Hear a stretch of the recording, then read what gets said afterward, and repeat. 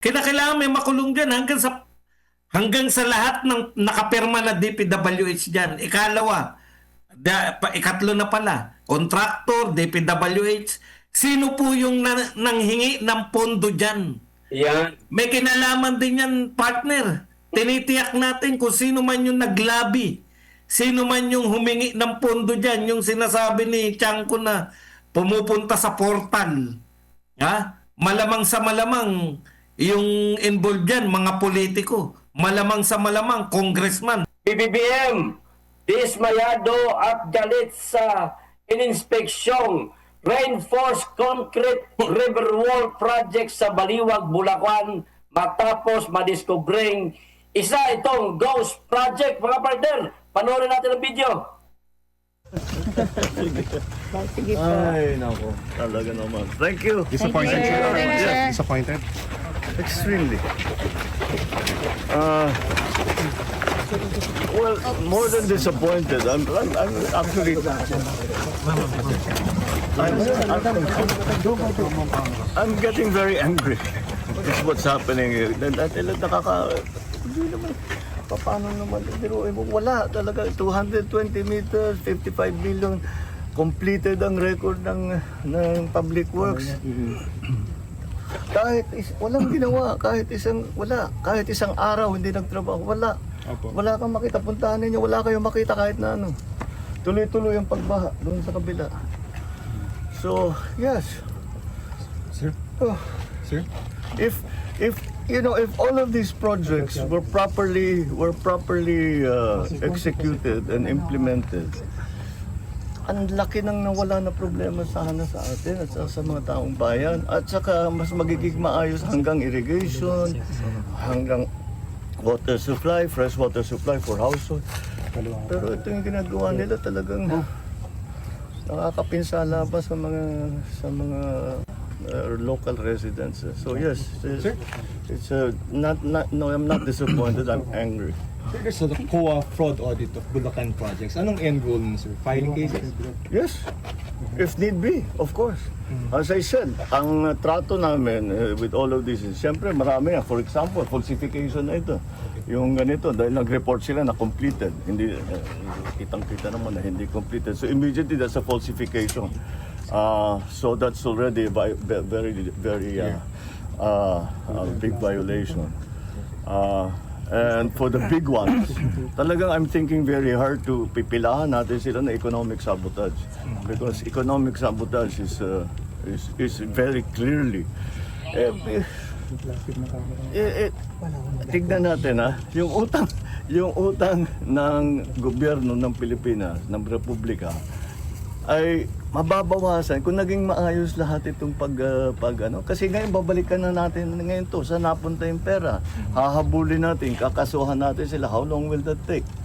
Hindi ba? In the meantime, we have to actually still build the flood control project. Sir, nationwide yung filing, no? I'm sorry? Nationwide po yung filing ng cases if need be. Well, no, it depends on what our findings will be. So there's a legal team working on that, but in the meantime, we are continuing to go through the records of Public Works and of the big contractors to see kung tumutugma yung kanilang report doon sa mga sinusumbong sa atin ng taong bayan. So that's why I encourage, napaka-useful, napaka-malaking bagay at napapakinabangan namin ng husto yung inyong pagsulat sa amin, pagsumbong, padalhan nyo kami ng picture, padalhan nyo kami ng video para alam namin kung ano yung sitwasyon dun sa inyo. Pupuntahan natin, kung hindi ako makapunta, pupuntahan ng mga engineer natin para makapag-report sila sa atin na mabuti. At malaman talaga natin kung ano nangyari sa pondo, sino nagwaldas ng pondo, paano nangyari yung na ibigay yung kontrata dun sa mga ganyang klaseng kontratista. So that's what we're going to do. Habang galing kami sa isang barangay, Sullivan, medyo bukid din, sir, yung may flood control. Hindi ba medyo weird na mga nasa bukid rin yung mga flood control? Nasa? Bukid, sir. Well, maraming Parang hindi naman kailangan. kahit sa design. Oh. Maraming style yan eh. Number one, sasabihin nila, gagawin nila na napakataas ang specifications. Sasabihin, kailangan ibaon yung pilings ng 8 meters. Sasabihin, dahil malaki ang tubig. Hindi naman totoo. Hindi naman malaki ang tubig doon. Hindi naman kailangan magkaroon ng flood control doon o maliit lang yung flood control. So ang gagawin nila yung tama. Pero ang charge nila sa gobyerno, malalim. So, isa yun. Ito, yung ganito, ghost project, kahit na nakakompleto, etc. report nila sa public works, kompleto, walang ginawa. Maraming teknik eh. Tapos siyempre, nakita ninyo dun sa kabilang bayan. Talumpit. Tama, yung simento, nipis-nipis. Sa pag nakita ko yung papunta rito, yung asphalt overlay, sira-sira. Kaya patitignan ko rin.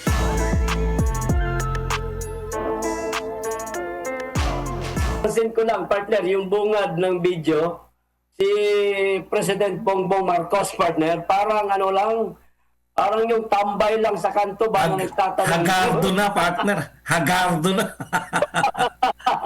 Parang tambay lang sa kanto ba na nagtatanong. Tignan nyo, ano nangyari? Walang ginawa. O partner Bandong, ano masasabi mo? Alam mo, nakakagalit, no, na matutuklasan natin. This is where our utang goes, no? Grabe po mangutang tong gobyerno na to. Tapos makikita natin, wala talagang proyekto, partner eh. Wala talaga. Matagal na tayo naghamon sa mga kaibigan mo na loyalista, partner. Magpakita kayo ng mga proyekto. Ngayon, now we know. Alam na natin kung bakit wala talaga silang proyekto. Kasi pag gumawa sila ng proyektong lantad, ibig sabihin yung mga tulay, partner, masusuri yan eh. Di ba? Kaya pala buong buo sila dito, bumubuo sila sa flood control. Kasi kita nyo yung lokasyon, tago, hindi alam na may flood control. Sino makakaalam na may flood control pala ron? Di ba, partner? Walang makakakita.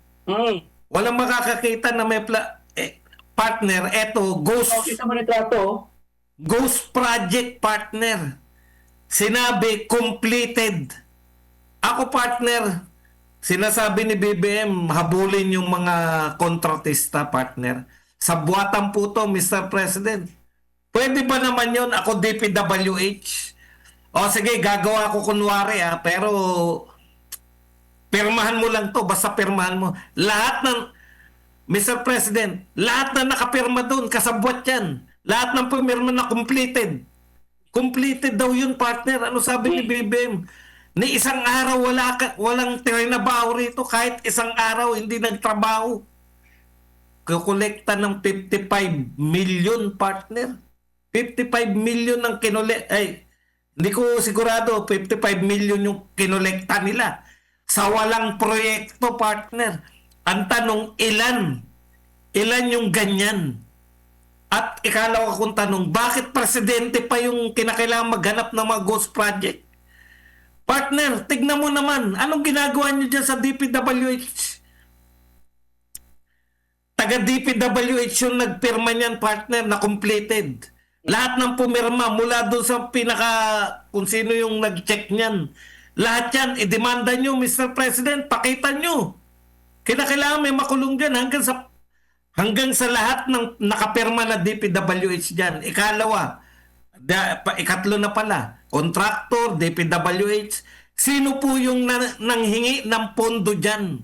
Yan. May kinalaman din yan, partner. Tinitiyak natin kung sino man yung naglabi, sino man yung humingi ng pondo dyan, yung sinasabi ni Tiangco na pumupunta sa portal.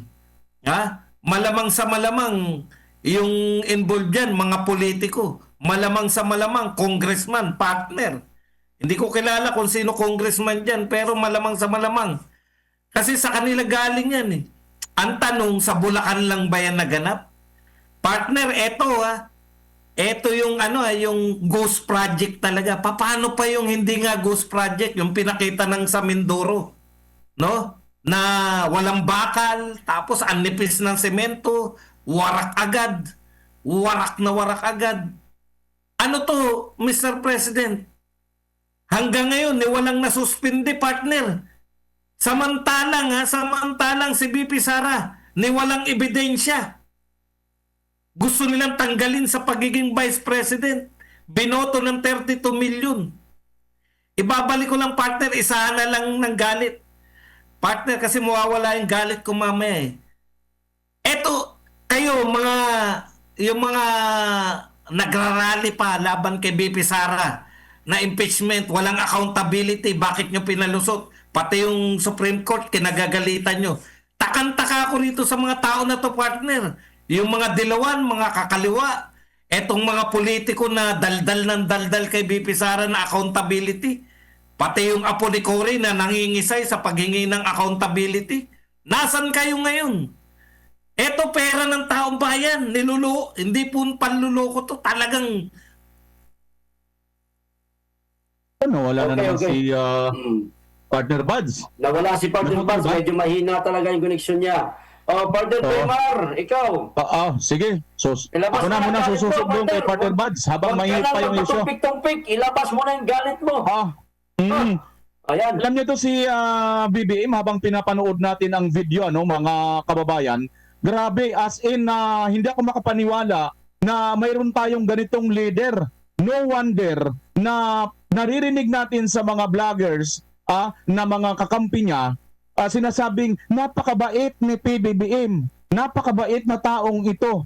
Tama nga kayo, oo, napakabait. Kaya lang sa sobrang kabaitan, hindi po yan po pwedeng maging pangulo or manguno sa ating bansa. Bakit? Sapagkat napakaraming mga abusado. Kitang-kita nyo naman yan. Yung huli pa nga niyang reaksyon, may nadaanan daw siya, papunta dyan. Sinasabi niya, may nadaanan ako doon, ngingiti-ngiti ka. Nakuha mo pang ngumiti? Unang-una, sampalin mo kaya yung pagbumuka mo muna. Pasintabi Mr. Pangulo, hindi kita winawalang hiya, pero sa totoo lang, hindi ka dapat na ngingiti-ngiti ka lang pag ganitong pangyayari. Bakit kanyo? Doble-doble po ang insult to the injury sa ating mga kababayan nito. Bakit? Pinangutang mo yung pera na yan, pagkatapos, niloko ka pa ng mga nanunungkulan sa gobyerno, ito mga DPWH. Una mong pagulungin ang ulo dyan, ito dapat na leader or secretary ng DPWH. Bakit pinayagan niya ito? Bakit pinayagan niya na itutan yung ulo mo? Pinagmalaki mo na yan nung nakaraang taon sa SUNA na sinasabi mong natapos na. Ayan, may natapos na sila. Tapos na pala ang usapan, tapos na yung buto-buto, tapos na yung hatian ng pera, pero yung proyekto ni isang katiting na bakal or isang kalaman lang na naghukay dyan, wala kayong ginawa. Ngayon, ang reaction mo, tatawa ka pa. Tapos masisisi mo ba kaming mga taong bayan? Masisisi mo kaming mga vloggers? Napupunain ka? Magagalit kayo? Anong mangyayari sa atin? Pagkawala ng pupuna, abay, sama-sama tayong tatangayin ng baha. Mantakin niyo yan. Maraming mga tao nabalitaan natin noon, may mga nadisgrasya, may mga nasawi dyan sa mga pagbaha, particular dyan sa Bulacan. Malamang isa yan sa cause ng pangyayaring yun kung bakit may mga kababayan tayong binawian ng buhay dahil sa mga ginawa ninyong panluloko. Hindi po ito mga partner, basta na lang panluloko, pagnanakaw, pandarambong, pang-iinsulto sa taong bayan. Grabe ito, tapos ngingiti-ngiti ka pa dyan. Huwag ganon. Parang ang ginagawa mo, adding insult to the injury. Nasaktan na nga kami. Dahil ang pera nito, ang pinagawa ninyo, nanggaling ito sa mga mahihirap. Nanggaling ito sa mga tao na nagsisikap para mabuhay. Ultimo yung isang pulubi, pag bumilihan ng maliit na produkto o pagkain, sardinas, kung ano man, may tax yan. Yung tax na yan, pupunta dyan. Pagkatapos, yung ating mga kababayan, mga OFW, na nagpapaalipin, iniiwan ang kanilang mga anak dito sa ating bansa. Naglilingkod, nagsisilbi ng ibang mga pamilya, ibang mga bata, iiwanan ng kanyang mga anak, napapariwara dito, sa ngalan lang ng kikita, kakarampot na pera para ipadala dito at nakatulong sa ating gobyerno, sa ating ekonomiya. Pagkatapos, ganito lang. Tapos ang reaksyon mo, ganyan lang. 4% Pangulong Marcos Jr. umaksyon ka, ngayon kaagad. Sabihin mo, sinususpindi ko ang DPWH Secretary para matuwa kami. At ang congressman, ang mga mayor, ang gobernador, kung sino man ang namumuno dyan, imposible. Hindi ito alam ni gobernador, hindi ito alam ni congressman, hindi ito alam ni mayor, hindi ito alam ni konsilor, hindi ito alam ni barangay captain. No! Never! Alam ito nila lahat. At dapat yung kontraktor nito na pinayagan niya ang kanyang engineer pumirma na tapos na daw pero wala naman silang proyekto, una dapat din makulong yan sa pamamagitan ng pagnanakaw. Pagnanakaw na yan talaga, maliwanag pa sa sikat ng Economic sabotage, partner. Mas malupit, economic sabotage. Hindi partner, sindikato na to, no mga partner, hindi kasi Totoo. 'di ba? Hindi lang isang tao involved ito ng marami do. Malawakang sindikato to ng economic sabotage. Correct. Partner Badong, naputol ka kanina, tuloy mo yung sa'yo. Hindi, patapusin mo muna si BMR. Mahirap yun, nabibitin tapos yun. na. Okay na daw siya eh. Sige, okay na ako, partner. Mamaya na lang ako dudugtong. Ikaw naman, nabiting ka kanina. Ako, partner, in fairness naman sa ating DPWH, meron na po siyang ginawang hakbang, partner. Pero hindi ko lang alam kung matutuwa kayo o lalo kayo magagalit sa ginawang hakbang. Kahapon ko pa ito nabalitaan nyo ba? Kapit kayo, baka maibato nyo yung silya nyo, partner. Yung DPWH secretary gumawa ng hakbang para siguro resolbahin tong galit natin. Nireshuffle yung mga regional director, anak ng tinapay, ang daming pwede mong gawin. Nireshuffle mo lang, kumbaga, yung taga Region 1, punta ka rito sa Region 3. Yung taga Region 3, punta ka sa Region 4. Partner, ganito po ang ating gobyerno. Alam niyo po, harap-harapan, kakaiba talaga, no? Bakit lagana po yung mga ganito? Alam niyo, siguro, naiisip ng mga tao o ng mga magnat, hindi naman sila mapapaano eh. Wala naman, kayang-kaya namin tong gobyerno na to. Hindi kami mapaparusahan, partner. Walang pangil talaga eh. Talagang ilang beses na natin narinig na nagbanta yung mga economy, yung mga, nung pa yun sa mga presyo pa lang ng mga bigas, partner. Yung issue pa lang natin noon ay presyo, hindi, yung mga sibuyas pa lang, naalala nyo yung mga sibuyas pa lang. Sukal. Order. Asukal, yung sunod-sunod, hoarders, hahabulin daw. Hanggang ngayon, wala naman. May nabalitaan ba kayo nakasuhan na mga ekonomika sa mga hoarders, smugglers? Wala, partner. Wala. Alam nyo, partner, eto pa ang sa atin, no? Kaya pala, ngayon ko na-realize, bakit ganun na lang? Bakit hindi na lang nila hayaan si BP Sara na magtanim? Hindi naman sila sinisiraan, hindi naman. Yung pala kinakailangan nila tayong galitin, partner. Galitin nila tayo dahil winawalang yan nila si Pangulong Duterte pagtatanggol. Habang palang mga nagko-quadcom, partner, mga imposible na eh. Pero mo, kasuhan mo si Pangulong Duterte na siya yung Lord of all drug lords. Di ba, partner, hindi tatanggapin. Ibig sabihin, lahat ng mga hindi ka panipaniwala, sinasabi nila para magalit tayo doon. At hindi natin, abang sila, libre-libre sila dito na may mga ghost project, may mga, hindi natin naiintindi to kasi very busy tayo sa pagsagot, pagtatanggol sa mga Duterte na kung ano-ano na lang. Kaya pala, no? Kaya pala itong mga to, kung ano-ano binibintang kalabipi Sara, pati yung ang tagal na nung Mary Grace Piatos, walang katapos ang Mary Grace Piatos, para tayo magalit. Tapos nakita nila galit sila kay Auntie Claire. Hindi na tayo kasi hindi na natin sila napupunay sa mga ginagawa nilang kalokohan dahil na-divert yung ating attention. Ginagalit tayo nila Auntie Claire. Galit pala kay Auntie Claire. Dagdagan pa natin. Eto pa si Princess Abante. Nagalit rin sila kay Princess Abante. Eto pa si Bukoy. Galit na lang tayo kung kani-kanino. Tapos eto, libre na sila, partner. Wala nang pumupuna sa kanila. Naroon na sila, nakaw dito, nakaw doon na. Kasi very busy tayo, imbis na sinisilip natin sila, very busy tayo na sagutin yung mga akusasyon ni Anticler. Kaya pala partner, wala na katuturan. Oy, Duterte may kasalanan niya, may problema Duterte. Siyempre magwawala tayo partner. Yung pala divert na yun ng divert. Para walang makapuna. Pansinin nyo partner. Sino yung mga unang mga Baka yan yung mga contractor na hinahanap natin. Yung mga galit na galit kay BP Sara. Napunan nyo ba partner? Oo. Kung sino yung mga galit na galit at nag-aakusa ng kung ano-ano, kahit Tingnan yun. walang ebidensya, malamang sila din yung partner.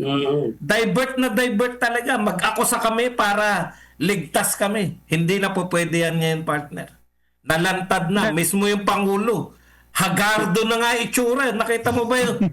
Puta, parang bagong gising na may ghost project ba dyan? Partner. Partner, ito sa akin lang, sa akin lang. Itong ginagawa niyang pag-iikot ngayon sa mga ghost project na flood control project di umano, hindi kaya meron na naman itong dapat niyang pagtakpan sa mga darating na linggo o buwan, partner? Kasi, Pwede, partner. nakatutok tayo dito ngayon sa sa flood control project na napakaraming anomalya. Galit na galit tayo, gigil na gigil tayo dahil yung bigay dito sa mga letse na mga kontratista na ito, mga partner, inutang pa natin yan sa ibang bansa.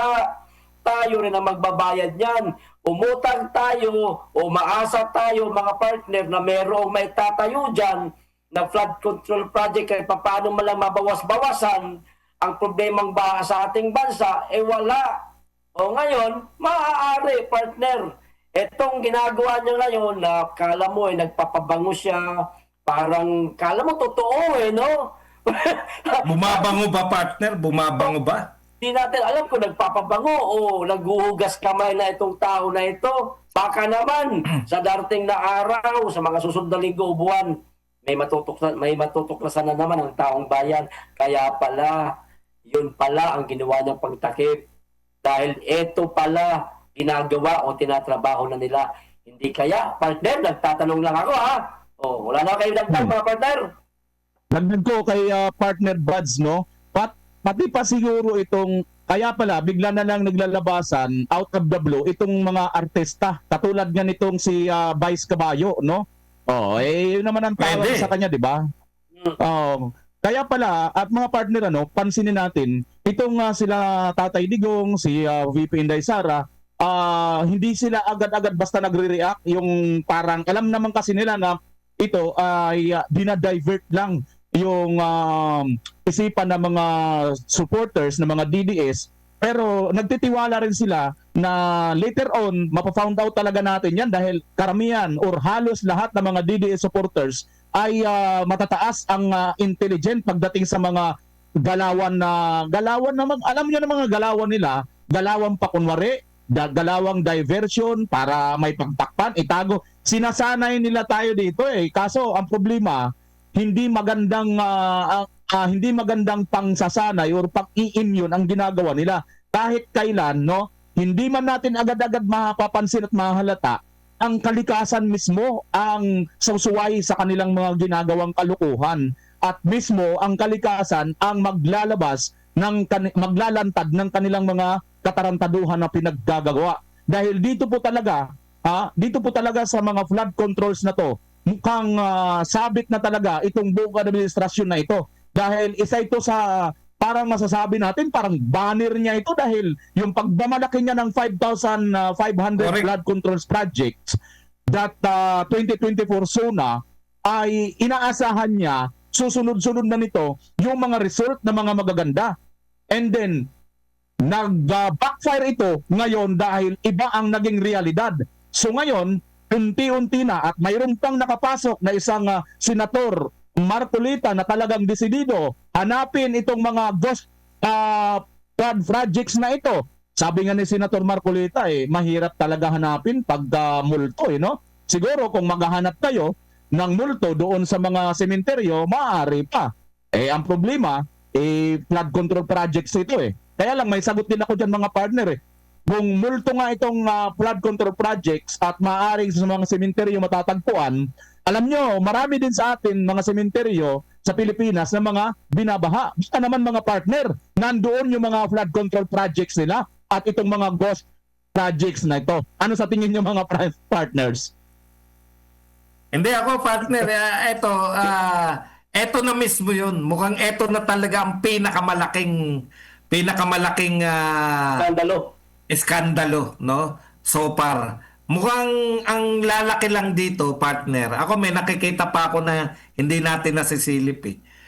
O wala pang hopefully Senator Marcoleta, ito po pakiusap namin sa inyo. Sanang isunod po ninyo sa flood control project yung ayuda naman. Kung paano ginastos yung ayuda, kasi daang bilyon din yung partner. Ang alam ko hindi nagkakalayo yung budget ng ayuda at saka tong flood control. Sana isunod ni Senator Marcoleta para walang ligtasan. Madali lang yan eh. Sino-sino tumanggap ng ayuda, tapos mache-check na yan sa baba kung talagang tumanggap ng ayuda yung tao na yun.